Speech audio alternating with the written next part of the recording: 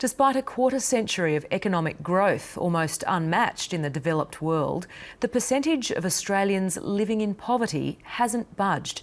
Advocates point to reduced social welfare payments and a lack of public housing as a big part of the problem.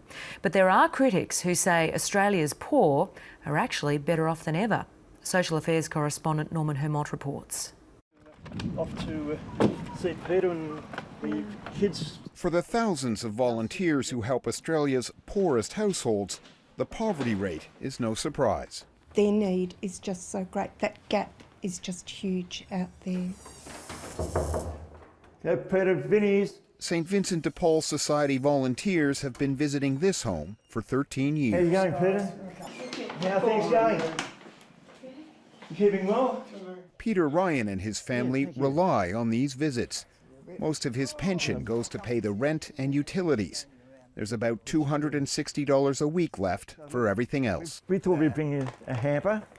Here's a pasta. You like making pasta? You told me that before, haven't you? It doesn't seem like a lot to a lot of people, but when you're on pension, it actually all adds up. So you find that in the next week, you haven't got money for food. Demand is as high as it's ever been to visit homes living in poverty.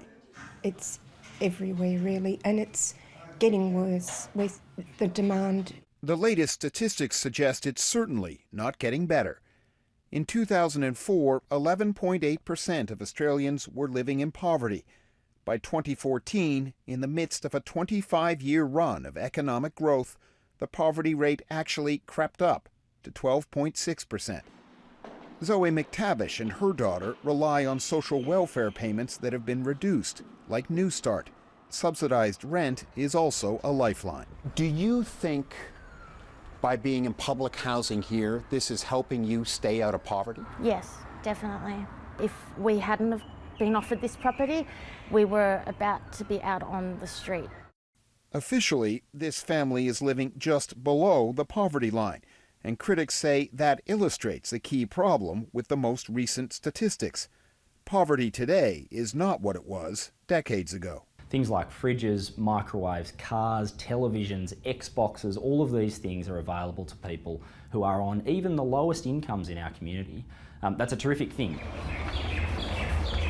Vanessa Carpani and her children also live beneath the poverty line, but it could be worse. You know, there are less fortunate people out there that are living on the street still. Above all, they are thankful for what they do have. Norman Hermont, ABC News.